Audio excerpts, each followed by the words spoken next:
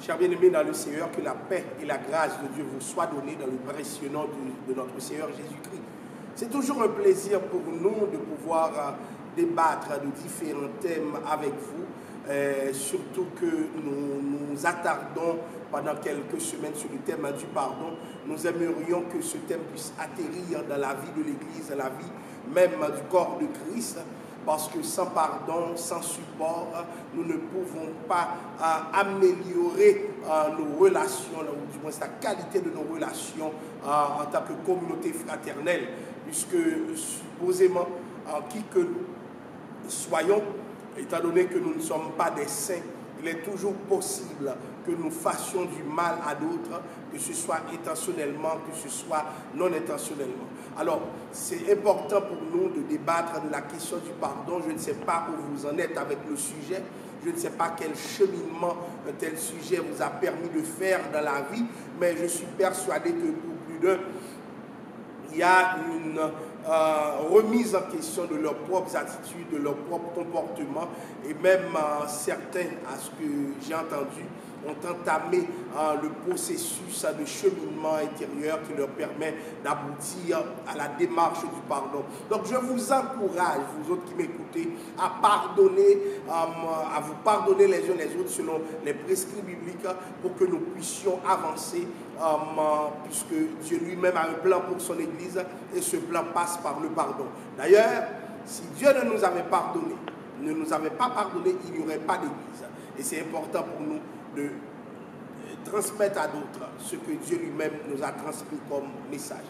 Alors, sans aucune autre forme de procès, je vais vous inviter à prier le Seigneur avec moi pour que Dieu puisse prendre le contrôle de ce moment que nous allons passer ensemble, et nous espérons que par la grâce de Dieu, ce sera un moment béni, un moment que lui-même il agrée. Prions le Seigneur.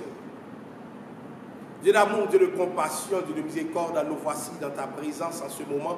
Merci de nous permettre d'aborder ce thème qui fut, je dirais, à bien d'égards, commandé, Père Saint, par toi-même en personne, oh Dieu. Tu nous as fait comprendre que sans pardon, il y a un cheminement vers lequel cette Église ne pourrait pas tendre, et de sorte que nous sommes esclaves du présent, voire du passé, oh Dieu. Cher Seigneur, ce que nous te demandons, c'est qu'à travers ce thème, de nouvelles avenues, de nouvelles routes puissent se dégager pour nous autres, et que nous puissions vraiment aller de l'avant et accomplir pleinement ta volonté, oh Dieu. Seigneur Dieu, nous te prions, pas parce que nous sommes bons, mais dans le précieux nom de Jésus. À lui soit la gloire, l'honneur et la louange au siècle des siècles. Amen. Nous allons aborder un autre aspect du pardon. Et le thème, c'est celui de la restitution, de la réparation. Donc, des corollaires du pardon. Il faut dire en passant que la réparation ne remplace pas le pardon, mais le langage du pardon emmène vers la réparation.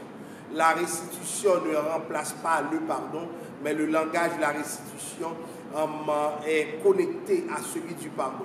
Celui qui était bourreau, il s'est comporté en bourreau. Celui qui a une dette envers quelqu'un d'autre est chargé de restituer, de réparer. Et c'est ce que nous allons voir pour comprendre un peu que beaucoup de, je dirais, de compréhension qui se dégage dans l'espace public par rapport au pardon ont omis le fait que l'offenseur est tenu lui aussi à agir lorsqu'il reçoit le pardon, et même beaucoup plus lorsqu'il demande le pardon. L'offenseur lui aussi a une démarche qui devrait lui permettre de parler un langage que la victime lui-même percevrait comme étant fondé, étant juste, étant équitable. Donc nous allons voir un peu pourquoi cela est nécessaire, puisque j'ai vu des gens qui accordent le pardon, et nous voyons dans le contexte biblique le pardon humain. Dieu ne nous dit pas à quelles conditions qu'il faut accorder le pardon. Nous voyons que Dieu nous demande tout simplement de pardonner.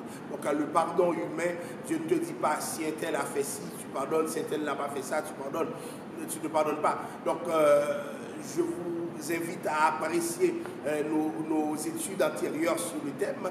Mais là, nous allons approfondir, aller dans une autre direction pour pouvoir comprendre ce que Dieu veut dans cette génération. Alors, Proverbe 14, verset 19 nous dit « Les insensés se moquent de réparer le péché, mais la bonne volonté se trouve parmi les hommes droits. » Lorsque l'insensé fait quelque chose de mal, il n'est pas tenu de le réparer. Pourquoi? Parce qu'il ne croit pas dans le pardon. Même si vous le lui accordez, ça ne le fait pas plus avancer, ça ne le dérange pas. Autrement dit, pour l'insensé, ce qu'on appelle le pardon, c'est quelque chose qui n'a pas de trop grande valeur, de trop grande importance. D'ailleurs, l'insensé a comme caractéristique quelqu'un qui se présente comme quelqu'un qui s'inscrit dans, je dirais, dans la négation même du pardon. Il ne pardonne pas si on est son offenseur, et il ne reçoit pas le pardon si jamais c'est lui l'offenseur. Pourquoi? Parce que son esprit ne fonctionne pas comme celui du juste. L'insensé n'a pas incorporé dans son vocabulaire le langage du pardon jusqu'à un certain point. Donc ce que nous parlons ici, ce que nous présentons ici, est fondé sur une certaine justice réparatrice que nous allons voir aujourd'hui. Lorsque nous faisons une faute, ne nous arrêtons pas à déclarer, demander pardon, mais allons un peu plus loin et réparons lorsque c'est réparable. Et bien entendu, nous verrons depuis l'Ancien Testament, il y a des fautes qui ne sont pas réparables. Mais nous allons pouvoir aborder bien d'aspects aujourd'hui qui nous permettront de comprendre où est-ce que nous allons. Alors, la Bible parle dans l'Ancien Testament de ce qu'on appelle l'offrande de culpabilité. L'offrande de culpabilité, c'est-à-dire, c'est cette offrande de réparation dans d'autres textes. C'est-à-dire, il y a une faute qui est commise, il y a quelque chose qui s'assimile à une offense, lorsqu'elle est perpétrée, qui va requérir justement une démarche de pardon pour pouvoir rééquilibrer les choses. Et comment, pasteur? La Bible, même dans l'Ancien Testament, demandait à ce que la personne qui fait un mal répare. C'est-à-dire, même dans l'Ancien Testament, voyez-vous, il ne suffisait pas de demander pardon. Il faut aller plus loin que la simple déclaration. Autrement dit, le pardon n'a jamais été déclaration. Le pardon, ça va plus loin. Il y a un ensemble d'actions qui doivent être mises en branle pour signifier le pardon. Autrement dit, vous demandez pardon, c'est vrai, ou bien vous avez accueilli le pardon, c'est vrai, mais maintenant, la responsabilité vous incombe aussi de prouver cela. Autrement dit, Dieu ne se limitera pas seulement à vos bonnes intentions, il faut aussi se mettre sur le terrain de l'action. Beaucoup de chrétiens parlent du pardon en oubliant les actions qui doivent accompagner le pardon. Et c'est dommage, si les actions sont oubliées, nous risquons de passer à côté de la plaque. Si les actions sont oubliées, nous risquons de faire beaucoup de mal. Et c'est important pour nous de ne pas oublier, que nous devons agir dans la vision même du pardon, parce que Dieu veut que la victime soit idéalement réparée toutes les fois que c'est possible, toutes les fois que c'est dans la possibilité de l'offenseur. Et justement, ça va plus loin, Dieu veut que c'est l'offenseur même qui, par son langage, par son discours, par ses actions, discours et pratiques, vient pour changer la donne dans la vie de la victime. Et nous devons comprendre que cela est souvent oublié. Il y a dans nos églises des gens qui finissent de faire du mal à un tel, et puis ils disent « pardonne-moi » et puis c'est fini. Mais la nature du mal qui continue à hanter cette personne, qui se trouve à être un danger psychologique, puisque, disons-le, nous sommes chrétiens, mais nous sommes des êtres humains. Donc, cette nature qui continue à hanter, le mal continue à hanter la vie de cette personne, ne s'estompera pas, rien ne va cesser. Pourquoi? Parce que dans notre attitude, dans notre comportement, nous ne choisissons pas de changer la vie de cette personne. Et c'est dommage lorsque nous agissons ici. Alors, dans la Bible, il est dit, Lévitique 6, verset 1er à 7, si une personne pêche et commet une infraction contre le Seigneur, en mentant à son prochain au sujet de ce qui lui a été remis en lieu sûr, ou au sujet d'un gage ou d'un vol, ou s'il a extorqué à son prochain, ou s'il a trouvé ce qui était perdu et ment à ce sujet et jure faussement, dans n'importe laquelle de ces choses, lorsqu'un homme peut faire dans n'importe laquelle de ces choses, un homme pêche, alors ce ne sera pas parce qu'il a péché qu'il est coupable qu'il restituera ce qu'il a volé, ou ce qu'il a obtenu de manière trompeuse, ou ce qu'il a été remis en lieu sûr, ou la chose perdue qu'il a trouvée, ou tout ce dont il a juré faussement.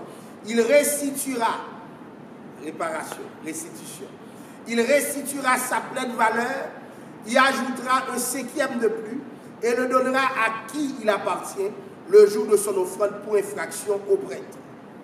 Le sacrificateur fera l'expiation pour lui devant le Seigneur, et il sera pardonné pour n'importe laquelle de ces choses qu'il a pu faire dans le cadre de son infraction. Lévitique 6, versets 1er à 7. Remarquez bien, la Bible demandait de restituer, et pas exactement ce qu'on a fait, mais aller plus loin. Ça veut dire quoi? Lorsque tu faisais du mal à quelqu'un, il fallait ajouter un cinquième. Ça veut dire que ce que tu as fait cumule de l'intérêt. Or, la Bible n'était pas favorable à l'époque à ce qu'on appelle les dettes sur lesquelles nous croupissons aujourd'hui. La Bible n'était pas favorable puisque les dettes étaient réglées par une logique d'intérêt. Mais là, voyons-nous, la Bible dit, lorsque quelqu'un volait, il y a une offense, il fallait justement qu'il restitue la pleine valeur de ce qui est volé et ajouter un cinquième de plus. Un cinquième de plus, donc disons, ça fait un cinquième de plus, ça fait 10 centièmes. Oui, un cinquième, non, ça fait 10 centièmes, 10 cinquantièmes, et ça fait 20%, justement. C'est une logique de 20%. C'est-à-dire, lorsque tu finis de faire du mal, l'Ancien Testament prévoyait, pour ce qui est volé, 20% devait être restitué au moment de la présentation de l'offrande de culpabilité. C'est-à-dire, il ne fallait pas donner exactement ce qu'on a fait, restituer exactement ce qui est volé. Il faut aller plus loin. Et nous allons comprendre Zachée, dans cette logique de 20%, qui disait, nous allons le voir un peu plus tard, si j'ai fait du tort, je donne la moitié de mes biens aux pauvres, mais si j'ai fait du tort à quelqu'un, je vais lui donner le quadruple. 4 fois plus. C'est-à-dire, Zachée, lorsque le salut est entré chez lui, Zachée est allé au-delà des exigences de réparation de l'Ancien Testament. Autrement dit, celui qui offense quelqu'un doit vouloir aller au-delà de l'offense lorsqu'il veut réparer. Pourquoi? Parce que, entendons-nous, la personne souffre non seulement de ce qui lui est enlevé, mais elle souffre aussi de devoir vivre avec ce qui est, avec cette réalité, de composer. Des fois, cette personne a cherché. Des fois, cette personne comment dirais-je, a eu tout des paniques, donc des choses non mesurables. Donc, dans l'Ancien Testament, Dieu imposait justement le 1/5, donc une logique de 20%, si vous voulez. Pourquoi? Parce que nous ne pouvions pas offrir d'offrandes sérieuses à Dieu, sachant que notre vie n'était pas conforme aux exigences de Dieu. Donc, Lévitique 6, verset 1er à 7, nous dit que la réparation doit se faire à partir des intérêts. Donc, autrement dit, parler le langage de l'intérêt, c'est dire qu'avec le temps, les choses ne valent plus ce qu'elles valaient avant. Donc, c'est-à-dire, autrement dit, c'est comme si Dieu parlait de la valeur du marché, si nous apprenons, si nous rentrons dans un registre économique. Dieu voulait que le temps aussi change la donne. Cela veut dire que, selon les termes de Lévitique 26, où 20% se trouve ajouté à la valeur de l'objet, lorsque nous faisons du tort à du monde, nous devons aussi nous arranger pour réparer, même restituer si vous voulez, en allant au-delà de ce qui a été fait. Et c'est-à-dire qu'il doit y avoir une estimation juste qui prend en compte les considérations liées aux paramètres temporels. Plus le temps passe, plus la valeur devrait augmenter. Donc, il y a des choses que nous avons faites. Nous avons laissé les gens sans réparation. Nous ne leur avons pas restitué les dus. Nous sommes restés comme si de rien n'était. Écoutez, Dieu ne saurait approuver de telles attitudes. Dieu ne saurait accepter de telles conduites. Et c'est pour cela que beaucoup de personnes, nous avons des problèmes avec Dieu. Dans Exode verset 22, verset 1er, il a dit, si un homme vole un bœuf ou un mouton et l'abat ou le vend, il restituera 5 bœufs pour un bœuf et 4 moutons pour un mouton. Exode 22, verset 1er. 4 moutons pour un mouton. 4 moutons pour un mouton. Donc, sachez, chez qui le salut est rentré, ne parlez pas dans le vide. 4 moutons pour un mouton. Autrement dit, c'est 4 fois la valeur que je paie. Cela dit, chers amis, selon les prescrits d'Exode 22, verset 1er, lorsque quelqu'un fait un mal et que le mal est reconnu et est fondé, cette personne, si jamais elle prend conscience, elle doit avancer pour voir comment elle peut restituer. Voyez-vous, le pardon est gratuit. Mais le pardon ne vient pas seul devant le croyant. Il y a un ensemble d'actions à entreprendre pour signifier que l'on comprend le pardon et aussi pour restaurer la relation. S'il n'y a pas de restitution, de réparation, dépendamment de la circonstance, il pourrait y avoir de la difficulté à restaurer la relation. Pourquoi? Parce que celui qui pardonne n'est pas naïf. Il se pourrait que, tout en pardonnant, il soit l'objet, je dirais, d'une certaine naïveté qui va le condamner plus tard. Attention, nous sommes chrétiens, mais nous ne sommes pas naïfs. La naïveté est un problème s'agissant du chrétien. Un chrétien ne doit pas être naïf. Un chrétien ne peut pas être naïf. Un chrétien doit toujours se comporter, je dirais, de manière à faire valoir les intérêts de Dieu, de manière à prouver qu'il a du discernement. Mais maintenant, avoir du discernement est toujours contre la naïveté. D'ailleurs, même sur le plan biblique, la naïveté peut être assimilée à un péché. Le chrétien ne peut pas être naïf.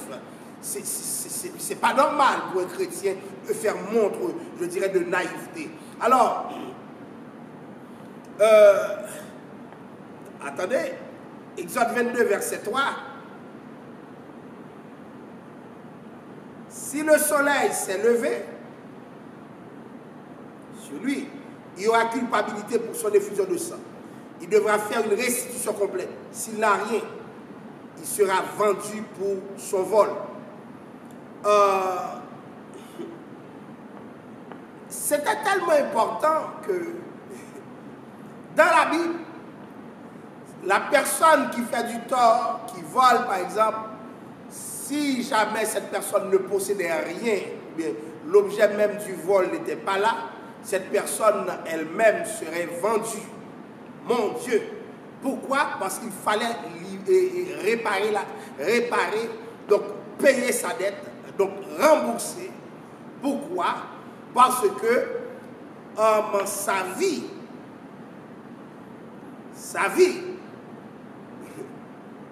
en dépendait. Donc, beaucoup de gens agissent comme si de rien n'était, Mais le Seigneur lui-même n'accepte pas toutes les attitudes. C'est comme si c'était normal, c'était acceptable. Non. Donc on doit remettre ce qu'on a volé. On doit réparer, restituer s'il le faut. Et donc prétendre recevoir le pardon et rester dans une attitude où c'est comme si, puisque le pardon est gratuit, je fais ce que je veux. Dieu brise la personne qui te pardonne parce que cette personne pourrait se venger. Hein? Mais maintenant, Dieu ne te dit rien. Parce que toi qui reçois le pardon, c'est comme si le texte, Dieu prenait pour acquis que tu vas avoir un comportement favorable. Mais si ton attitude, si ton comportement est jugé défavorable, alors définitivement, il y a un problème. Donc, la restitution, la réparation est importante dans le plan de Dieu. J'ai vu déjà, c'est une vidéo, une femme qui a tué le frère de quelqu'un. Et cet homme était au tribunal et a demandé à parler et il a dit qu'il pardonnait à la femme criminelle. Et quoique la sentence ait été prononcée,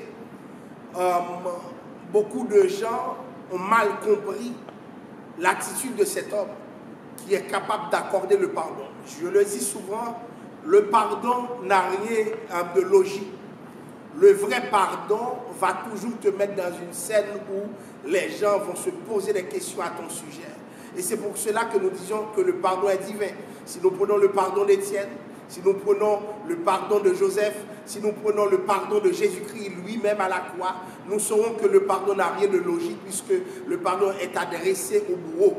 Mais maintenant, lorsque cet homme a pardonné à cette femme qui a supprimé carrément la vie de son frère, c'était quelque chose de grave pour l'opinion publique. Donc on parlait de c'est un show-off, c'est pas normal, c'est inhumain, etc. etc. Beaucoup de gens disaient que l'évangile a aliéné les Noirs parce que les Noirs ont pardonné. Attention, remarquez bien que le pardon ne remplace pas la justice. Cette femme allait en prison, mais c'était dans le cadre de ce qu'on appelle une justice réparatrice. Donc, la société a aménagé le cadre pour que cette femme aille payer ses dettes en prison. Vous voyez? Donc, beaucoup de personnes disent que pardonner, c'est l'affaire des gens qui n'ont pas de personnalité, de caractère. Mais n'oubliez pas que le pardon ne remplace pas la justice. Et s'il y a une justice réparatrice, le criminel, celui qui a fait le mal, celui qui a fait l'offense, vous voyez, il devait lui-même, dans ses possibilités, lorsque c'est dans ses possibilités, entamer le processus de réparation, voire de restitution. Tu ne peux pas juste regarder l'autre dans les yeux et faire comme si de rien n'était, sous prétexte que le pardon te sera accordé. Dans le plan de Dieu, cela ne se passe jamais comme ça. Donc il faut bien se mettre dans une perspective pour signifier justement que l'on a changé. Donc lorsque nous faisons du tort à d'autres personnes, lorsque nous gérons mal ce qu'ils ont, vous voyez, lorsque la Bible parlait les gens qui détournaient ce qui était à Dieu, lorsque des gens faisaient des faux serments, Dieu lui-même exigeait d'être restitué. Dieu n'acceptait pas que ça se passe comme ça. Donc Zachée, justement, dans Luc 19, verset 1er à 9, va nous montrer un exemple de réparation, de restitution. Il restitue pour réparer les gens qui parlaient contre. Autrement dit, Zachée ne s'est pas dit, dans le cadre de cette nouvelle alliance qui s'est aménagée, donc, puisque je suis converti, puisque maintenant je suis à Dieu, mes dettes sont déjà payées, donc je n'ai rien à faire. Zachée pourrait parler en ces termes, mais non, la Bible nous dit que lorsque tous murmuraient de l'entrée de Christ dans la vie de Zachée, dans la maison de Zachée, la Bible dit, mais Zachée se tenant devant le Seigneur lui dit, voici Seigneur, je donne aux pauvres la moitié de mes biens. Alléluia. Je donne la moitié de mes biens. Il n'a pas parlé des gens à qui il a fait du tort, mais les pauvres même. C'est-à-dire, son image, ce qu'il représentait devant cette communauté, alléluia,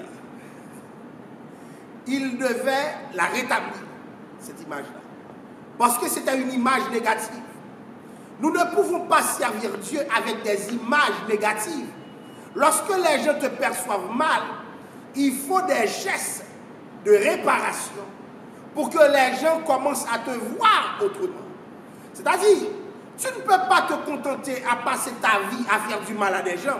Oui, le pardon t'est accordé, mais dans le nom de Jésus, lève-toi pour montrer que tu as changé d'image, tu as changé de conduite, tu t'es repenti. Donc quelque chose de subjectif s'est passé, c'est toi et Dieu qui le sait, mais quelque chose d'objectif doit aussi se passer, c'est-à-dire pas seulement toi et Dieu, mais le monde doit aussi le constater. Donc beaucoup de gens prétendent être convertis, prétendent avoir changé, mais sans vivre réellement le changement, parce que le jour où le changement rentre dans la vie de cette personne, il va y avoir des conduites, je dirais, plus nobles, des conduites plus agréables, des conduites dont la société elle-même pourra afficher comme étant, je dirais, acceptable, comme étant bonne. Vous voyez, le texte dit, si j'ai fait tort à quelqu'un, je lui rends le quadruple, 4 fois plus. Et imaginez-vous, moitié de mes biens, plus 4 fois plus si j'ai fait du mal à quelqu'un. Donc définitivement, Zachée parlait le langage de la réparation. Et voyez-vous, le Seigneur ne l'a pas empêché. Cela dit, vous autres qui avez fait du tort à des gens, peu importe la nature du tort, le jour où le Seigneur t'a touché vraiment, il va falloir cheminer vers cette personne et montrer que vous êtes capable d'accorder plus. Alléluia. Vous êtes capable d'aller plus loin. Parce que souvent nous sommes bloqués, souvent nous n'allons pas plus loin, parce que nous avons nos préconçus et nous savons que le milieu chrétien est un milieu permissif dès lors que ce n'est pas de l'adultère, de la fornication, etc., etc. Donc c'est rien du tout. Et pourtant, il y a des gens à qui on a fait plus de mal que l'adultère, plus de mal que fornicateur, plus de mal. Vous voyez, il y a des gens dont la vie est complètement brisée. Il faut que nous envisagions de réparer ces gens. Donc, autrement dit, lorsque nous servons Dieu vraiment, lorsque nous pouvons prétendre que nous aimons Dieu, la nécessité s'impose à nous de composer avec les exigences de la réparation, les exigences de la restitution. Donc, si autrefois, c'était les choses volées, donc aujourd'hui, ça s'en va plus loin. C'est comme si il faut un dédommagement. Lorsque nous faisons quelque chose à quelqu'un, cette personne mérite d'être dédommagée. J'ai vu des gens parler mal de certaines personnes, agir mal à l'égard de ces personnes. Et pour eux, c'est comme si de rien n'était. Mais ça ne marche pas. Mon frère, ça ne marche pas, ce n'est pas l'évangile. La personne est détruite. La personne, tu l'as brisée, tu réapparais comme si de rien n'était, tu veux chercher une relation. Mais non, ça ne marche pas. Alléluia. Oui, le pardon est inconditionnel et nous devons le prêcher. Mais à un moment donné, il faut chercher à restaurer la relation si c'est possible, si c'est dans tes possibilités. Et ça prend quoi? Ça prend un dédommagement. Pourquoi? Parce que nous avons fait du tort. Nous avons fait du tort. Donc, certains torts renvoient justement à la dignité de la personne. C'est comme si cette dignité, elle n'était plus là. Donc, il y a des gens qui commettent des choses qui sont tellement mauvaises, désagréables, que ceux qui vivent avec la réalité de cette faute-là, pendant toute leur vie, seront atteints. Hein? Pendant toute leur vie, vont composer avec des problèmes multiples. À un moment donné, demande à Dieu le courage, la possibilité de réparer. Parce que Dieu est un Dieu de justice. Le pardon invite Dieu à donner, à accorder, je dirais, sa propre justice. Et nous devons être conscients de cela. Parce que si nous parlons le langage de Dieu, à un moment donné, ce que Dieu veut doit pouvoir s'accomplir. Voyez-vous,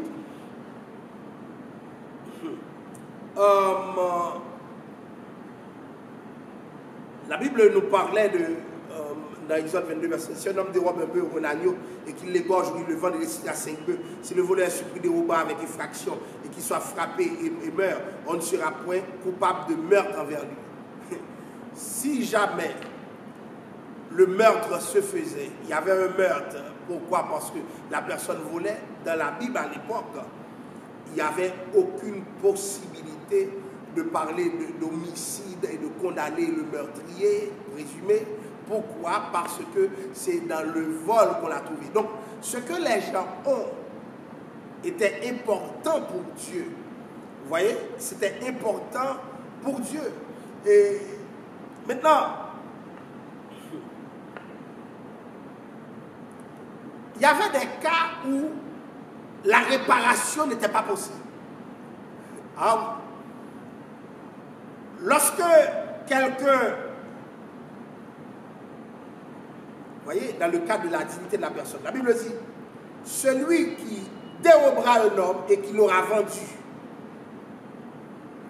ou retenu entre ses mains sera puni de mort. La séquestration, non, ce n'était pas possible. Tu devrais mourir. Le prix de la réparation, c'était la vie de la personne. Il n'y a rien que tu puisses donner lorsque la dignité de la personne, tu l'enlèves. Donc, c'était ta vie que Dieu voulait. Deutéronome 24, verset 7 nous dit, si on trouve un homme qui a dérobé un de ses frères, l'un des enfants d'Israël qui en fait son esclave ou qui l'avait vendu, ce voleur sera puni de mort. Tu ôteras ici le mal du milieu de toi. Donc, il y avait des gens qui commettaient le mal, il y a des gens qui devenaient aussi le mal.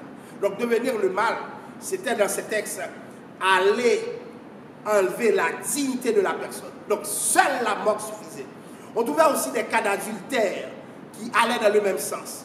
Si un homme commet adultère avec une femme mariée, s'il commet adultère avec la femme de son prochain, l'homme et la femme adultère seront punis de mort. C'est important qu'ils soient punis de mort puisque c'est la dignité de l'autre qui est non coupable, qui est engagé par l'action de l'homme. Vous voyez? Donc, cet homme, si l'autre vivait, ou bien cette femme avait un problème de dignité. Donc, il y a des fautes qui faisaient en sorte que c'est la dignité de la personne qui était engagée. Et pourquoi? Parce que sous la loi, la femme est liée à son mari tant que ce mari est en vie. Donc, si le mari ne mourait pas, il n'était pas possible que cette réalité ait lieu. Donc, pourquoi? Parce que l'acte d'adultère faisait en sorte qu'on s'attaquait à la dignité de la personne en présence. Donc, remarquez bien, lorsque le péché concerne la dignité de la personne, ou bien encore, lorsque le péché, l'offense, concerne la propriété de la personne, la réparation, elle est nécessaire, je dirais même incontournable. Tu ne pouvais pas, dans le contexte biblique, voler à quelqu'un, et une fois volé, tu fais semblant que c'était rien du tout. Non, ça ne marche pas pour Dieu. Donc, vous voyez, Zachée a compris que le salut est rentré chez lui et qu'il devait changer. Et nous connaissons les termes de la théologie de Jacques. La foi s'accompagne d'œuvres. Et certaines œuvres devraient être, ou bien devront toujours être des œuvres de réparation.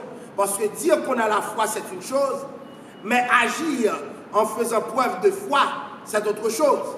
Donc, beaucoup de gens prétendent avoir la foi, mais leur manière d'agir, prouve le contraire. Donc, nous devons agir de manière à montrer que nous avons une conscience. Un chrétien sans conscience, c'est un chrétien qui va répéter le mal. Et un chrétien qui va répéter le mal, à un moment donné, devient un danger dans la communauté des saints. Et la manière de réparer, écoutez, pourrait être la mort. Ananias et Saphira sont morts pour réparer les incidences de leur péché. Les incidences, leur péché a des incidences sur la relation avec la communauté fraternelle. Donc c'est une sorte de tort relationnel qu'Ananias et Saphira avaient. Donc il fallait que Dieu lui-même s'arrange pour que tout cela soit changé. Et Galates 6, versets 7 et 8 nous dit, ne vous y trompez pas, on ne se moque pas de Dieu. Ce que l'homme aura semé, il le moissonnera certainement. Celui qui sème pour sa chair moissonnera de la chair la corruption. Mais celui qui sème pour l'esprit moissonnera de l'esprit la vie éternelle. Si la Bible dit on ne se moque pas de Dieu, c'est même pas dans ce testament, et que ce que l'homme aura semé, il le moissonnera aussi, comprenez bien, chers amis, que vous autres qui servez Dieu, vous autres qui prétendez avoir une relation avec Dieu, à un moment donné, vous allez vivre ce que vous avez semé. Et c'est pour cela qu'il est important de réparer. Parce qu'en réparant, en restituant, on fait une semence qui peut contrer les effets structurants de l'autre semence qu'on avait faite intérieurement. Autrement dit, la réparation se veut une correction pour empêcher notre dette de s'accumuler. Parce que beaucoup de gens ont cumulé faute sur faute et ils ont semé pour la chair de manière à ce qu'ils puissent consommer ce qu'on appelle de la Bible, moissonner la corruption. Et la Bible parle des œuvres de la chair, etc. C'est important que nous comprenions ces logiques. Vous voyez? Alors, je parle aussi, quand nous parlons de restitution, pour des gens qui contractent des dettes et qui sont chrétiens, qui sous prétexte que l'autre va leur pardonner, ne remettent pas. Ça ne peut pas se faire, mon frère. La Bible ne nous permet pas d'agir de la sorte. Ce n'est pas au nom de la Bible que nous devons à des gens et que nous ne payons pas nos dettes. Donc la Bible s'attend à ce que nous réparions les gens. Et si nous ne les réparons pas, nous sommes fautifs devant Dieu. Et ce sont ces fautes qui font en sorte que le chrétien doit agir pour changer la donne. Ce sont ces fautes. C'est pour ça que je dis à certaines personnes de faire une liste de dettes à qui tu dois. Il faut rembourser. Et rembourser, s'il vous plaît, avec intérêt, puisque du temps est échu depuis que vous devez de l'argent. Du temps est échu. Maintenant, on se demanderait pourquoi je devais remettre à la personne pendant que la personne m'a accordé son pardon. Parce que dans la Bible, ça ne finit pas avec le pardon accordé. Je le répète, ça ne finit pas avec le pardon accordé. La personne n'a pas le choix devant Dieu de t'accorder le pardon. Mais celui qui dit « à moi la vengeance, à moi la rétribution ». Ça veut dire, Dieu se présente comme le rémunérateur de toutes choses. Donc, c'est lui qui rétribue. Rétribuer veut dire payer. À un moment donné, tu auras la monnaie de ta pièce parce que tu as agi de manière défavorable. Un chrétien qui fait ce qu'il veut, agit comme il veut, va devoir toute la nation, qui n'apprend pas à vivre avec ce qu'il a, doit payer parce qu'il y a des gens qui sont dans des situations négatives. Donc, il y a des choses, chers amis, que nous devons payer parce que nous avons fait du tort. Maintenant, attention, où situer l'égoïste dans tout ça? Il y a une façon de faire du tort pour pour lequel la restitution, la réparation est importante, alors que nous ne devons rien a priori à la personne. Je vais vous dire quelque chose. Lorsque nous prenons le cas de Lazare, ceux qui m'écoutent,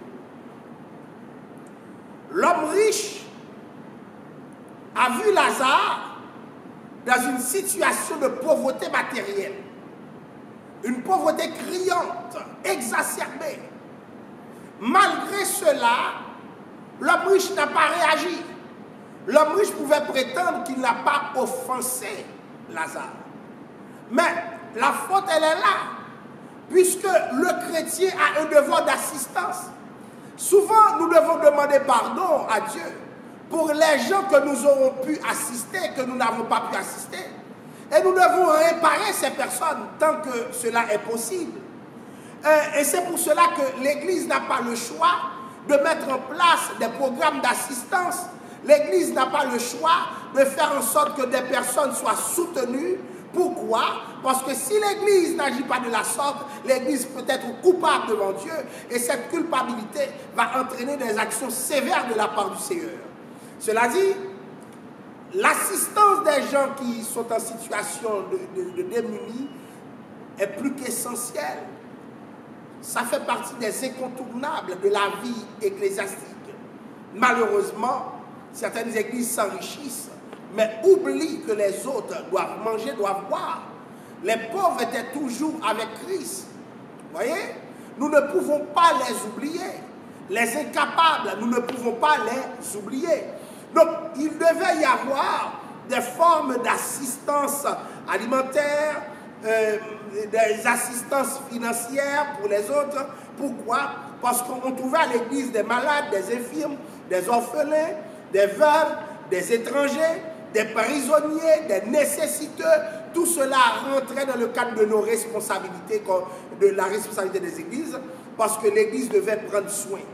Maintenant, parce que il y a eu une négligence de la part de l'homme riche, Luc 16, à sa mort, non seulement il était dans un endroit piteux, dans le séjour des morts, mais les temps de feu et de souffle l'attendaient.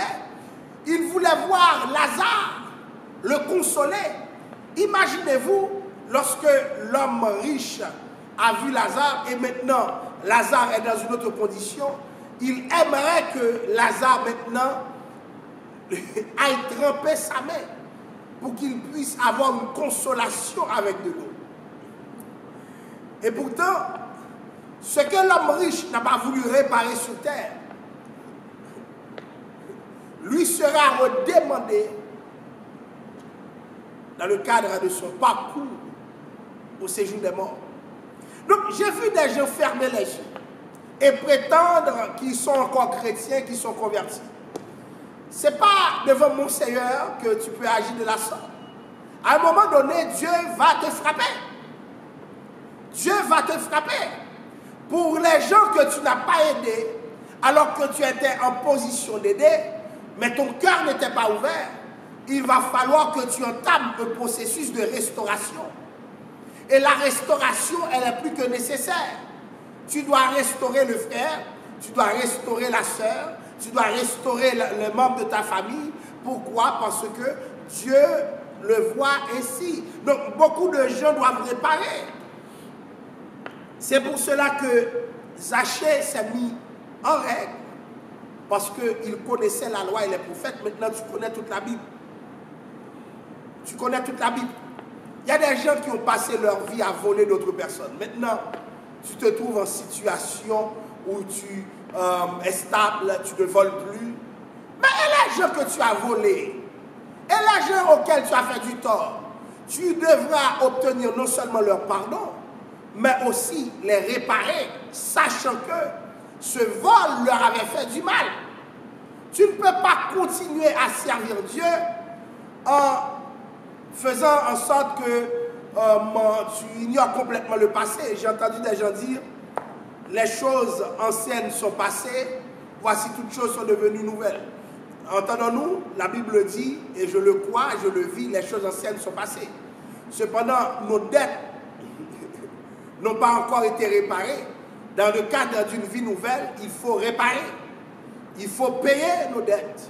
Pourquoi? Parce que nous sommes maintenant dans une vie nouvelle. Et nous ne sommes pas dans une vie nouvelle en faisant complètement abstraction de ce que nous avons eu comme responsabilité. Il y a des gens, chers amis, si nous n'étions pas dans un pays de justice, de loi, comme le Canada, comme le Québec, si vous voulez, si ces genres de société n'existaient pas, qui laisseraient leurs enfants sans manger, sans boire, et qui auraient prétendu qu'ils sont des chrétiens. Mais ça ne marche pas. Celui-là qui sert Dieu doit pouvoir apprendre à, je dirais, à réparer. Les torts relationnels sont des torts sur lesquels Dieu va se baser pour frapper s'il le faut. Donc, nous devons prendre nos responsabilités. Ne soyons pas comme l'homme riche qui voudrait changer de place. Qui voudrait changer de place. Donc, les gens qui comment dirais-je, ont volé, les gens qui disent qu'ils ne volent plus, hein? Éphésiens 4, verset 28. Nous allons voir la perspective du texte. Peut-être que tu ne peux pas restituer à cette personne à qui tu as fait du tort parce que tu ne trouveras plus cette personne. Bon, des gens se disent peut-être, mais pasteur, je suis perdu, ça fait des années que j'ai fait ci, des années que j'ai fait ça, mais maintenant, je ne ferai plus ça. Je te comprends, mais maintenant, n'oubliez pas, la Bible dit dans Éphésiens 4, verset 28, que celui qui a volé ne vole plus, mais qu'il travaille plutôt, il est converti maintenant, qu'il aille travailler, travaillant de ses mains ce qui est bon, afin qu'il ait quelque chose à donner à celui qui en a besoin. Ça veut dire que, connaissant ton passé, connaissant le mal que tu faisais, puisque Dieu t'a pardonné, il est nécessaire maintenant que tu apprennes à donner à ceux qui sont dans le besoin. Donc, travaillant de ses mains, ce qui est bon, afin qu'il ait quelque chose à donner. C'est normal, tu as passé toute ta vie à prendre illégalement. Maintenant, Dieu te demande de donner légalement. Dieu te demande de donner légalement. Parce que tu passais ta vie à prendre illégalement. Ce n'est pas possible que tu agisses ainsi. Donc, beaucoup de chrétiens font du tort, ont passé leur vie à faire du tort, et une fois qu'ils sont chrétiens, ils regardent les gens dans les yeux, dans le blanc des yeux, comme si de rien n'était. Mais ta relation avec Dieu devra porter la marque de ce changement à l'instar de Zachée. Les gens auxquels nous faisons du mal devront témoigner que nous avons changé, pas parce qu'ils voient nos mains en l'air, mais parce que nous témoignons à travers nos actions que nous avons subi une transformation profonde. Et dans Luc 6, verset 30 à 36, et le verset 36 aussi, la Bible dit, « Donne à quiconque te demande et ne réclame pas ton bien à celui qui s'en empare. » C'est important. Le voleur paiera devant Dieu. Si Dieu demande de ne pas réclamer ton bien à celui qui s'en empare, c'est parce que Dieu a l'intention de se faire restituer lui-même. Chers amis, il y a une justice divine dont les modalités d'application dépassent notre entendement. Mais cette justice, elle existe. Elle existe. Et le texte continue pour dire, prêtez sans rien espérer. Et votre récompense sera grande, vous serez des fils du Très-Haut, car il est bon pour les ingrats et pour les méchants. Soyez donc miséricordieux comme votre Père est miséricordieux. Donnez et il vous sera donné. On versera dans votre sein une bonne mesure, serrez secouez qui déborde. Car on vous mesurera avec la mesure dont vous vous serez servi. Voyez? Et c'est là que le texte montre que ceux qui ne réparent pas, qui pensent qu'ils sont intelligents parce qu'ils volent, parce qu'ils prennent, parce qu'ils ont des dettes partout, et de manière spirituelle, ils ont des dettes à n'en plus finir, de manière morale, ils ont des dettes à n'en plus finir. Lorsque vous agissez de la sorte, les conséquences peuvent être très durables parce que Dieu lui-même ne prend pas plaisir à ce que vous faites. On vous mesurera avec la mesure dont vous vous serez servi. Et c'est Dieu qui s'arrange pour que cela soit ainsi. Donc beaucoup de gens sont devenus chrétiens, chers amis. Ils se demandent pourquoi cela m'arrive-t-il? Pourquoi telle chose m'arrive-t-il? J'ai changé, j'ai servi Dieu. Oui, mon frère, tu as changé, mais tu n'as rien réparé. Oui, tu as obtenu le pardon de Dieu, mais le pardon de Dieu ne supprime pas les actions pour lesquelles tu as été répréhensible. Les actions sont là, il y a possibilité de revirement, il y a possibilité de changer l'ordre des choses, mais tu n'as rien fait, tu t'es contenté à dire que maintenant tu es chrétien, et pourtant Dieu lui-même se demande, mais quel type de chrétien tu es là? Donc, il y a des chrétiens qui croient dans l'expression de leur foi, mais une foi stérile, parce qu'une foi qui ne s'accompagne pas d'œuvres, et notamment d'œuvres réparatrices. Le chrétien doit s'engager à réparer. Tu as giflé quelqu'un, tu ne peux pas le regarder dans les yeux sous prétexte que la Bible dit, si quelqu'un te donne une gifle, présente-lui l'autre jour. Tu connais ce texte, mais tu ne connais pas le fondement de la réparation. Tu n'en parles pas. Donc Jésus en partie a payé le prix pour nous, mais ça ne supprime pas de notre côté la nécessité d'entreprendre les démarches pour que des réparations soient faites selon les standards, selon les plans que Dieu lui-même a mis en place. Donc la Bible nous dit, la Bible nous présente un Dieu qui souvent demande aux gens de donner. Vous savez pourquoi c'est important de donner? Parce que souvent nous avons beaucoup pris. Chers amis, réparons les torts que nous avons causés. Et réparons les torts que nous avons causés, surtout à des personnes qui ne les méritaient pas. Cessons de les regarder dans le blanc des yeux, en nous disant que nous n'étions pas coupables, en nous donnant toutes sortes de bonnes consciences. Vous voyez, j'ai vu une femme laisser un homme sans raison. Et cet homme se demandait, mais pourquoi? À un moment donné, la vie les a fait croiser ensemble à nouveau. Et c'est comme si de rien n'était que ça devrait se passer. Mais comme les problèmes n'ont jamais été posés, comme il n'y a eu pas de réparation, eh bien, qu'est-ce qui est arrivé? Le même cycle qui a conduit au départ inopiné de l'autre s'est mis en place. J'ai vu aussi des hommes agir de la sorte.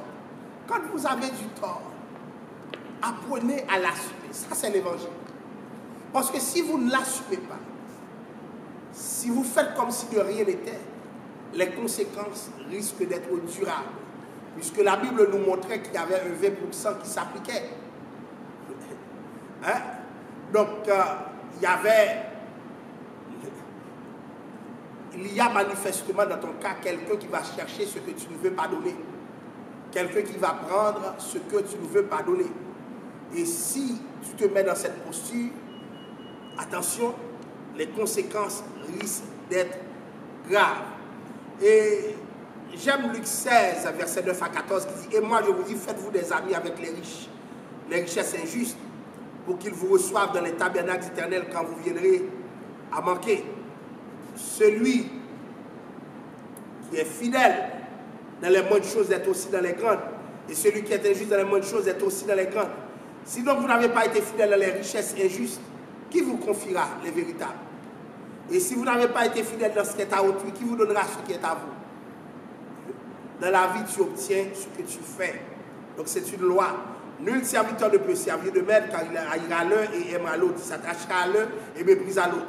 Vous ne pouvez servir Dieu et Mammon. Les pharisiens qui étaient avant écoutaient aussi tout cela et ils se moquaient d'eux. Voilà un exemple de conscience. Ils entendent la parole, mais ils étaient des avares. Ils faisaient du mal, ils ne réparaient pas. Mais aujourd'hui, où sont les pharisiens? Où sont les pharisiens? Cette secte, avec le temps, fut complètement démantelée. C'est de cette manière que Dieu agit. Mes amis, nos temps sont comptés. Nous n'avons pas une vie qui s'inscrit en dehors des temporalités que Dieu lui-même a définies. Et c'est pour cela que, par respect pour Dieu, que nous devons en tout temps faire montre je dirais, de conciliation. Essayons de réparer. Réparons avec les enfants. Réparons avec le mari, la femme. Réparons avec les gens dans le travail. Réparons avec les gens dans notre environnement. Parce que nous pouvons recevoir le pardon de la part de Dieu. Dieu déclare le pardon sur notre vie. Mais la manière dont nous vivons prouve que nous n'avons pas compris l'essence du pardon.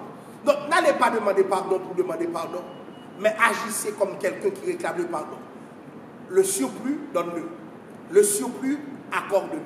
Le surplus, par rapport à la faute que tu as commise, accorde-le. Donc maintenant, c'est à nous d'évaluer, en tenant compte des réalités d'aujourd'hui, qu'est-ce que ça peut vouloir dire. Par exemple, je prends l'exemple de quelqu'un qui t'a giflé. Tu ne vas pas revenir à cette personne pour lui dire, donne-moi 2 gifles, donne-moi 3 gifles, 4 gifles, et puis on sera quitte. Ça ne va plus se passer comme ça. Parce qu'il y a une société qui encadre les violences physiques. Vous voyez? Donc, cette personne peut dire, je te pardonne. Mais toi, cherche la manière, cherche la façon de rembourser. Oui, j'ai agi mal. Oui, j'ai commis telle chose. Mais je veux que ça change. Je veux agir d'une autre manière. C'est de cette façon que Dieu lui-même va arranger notre vie. Et ceux qui pardonnent, ne dites pas que la personne n'a pas réparé, je ne vais rien faire pour cette personne. N'oubliez pas, c'est la Bible qui dit, dans Romains 12, verset 20, mais si ton ennemi a soif, donne-lui à manger. Ton ennemi reste ton ennemi parce que même si tu le pardonnes, il ne le réparera pas. La réparation, c'est un geste de bonne conscience. Donc, soyons sérieux, un ennemi demeure un ennemi. Si la Bible dit, donne-lui à manger, la Bible ne me dit pas d'aller communier avec l'ennemi. Parce que l'ennemi ne change pas de statut ontologique. Il demeure l'ennemi, il va me faire du mal, il est capable de me faire du mal. Donc c'est important d'être super. Par contre, je ne peux pas avoir de besoin de lui faire du mal. Je ne peux pas avoir de besoin de me venger en face de l'ennemi. Mais s'il a faim, que je lui donne à manger, dit la Bible, s'il a soif, que je lui donne à boire. Et la Bible de dire, car en agissant ainsi, ce sont des charbons ardents que tu amasseras sur sa tête. Ça veut dire quoi? En réalité, chers amis, si la justice de l'homme laisse passer certaines personnes, la justice de Dieu ne laisse rien passer. Dieu regarde et fait en sorte que tout le monde soit rétribué en fonction de ses actions. Maintenant, au lieu que ce soit Dieu qui te rétribue parce que tu n'as pas posé les bonnes actions, eh bien, arrange-toi toi-même pour réparer. Demande pardon. Dis à un tel que tu ne feras plus jamais ça. Si tu peux donner de l'argent, donne de l'argent. Si tu peux faire un geste d'amour, fais-le. Le chrétien est appelé à réparer.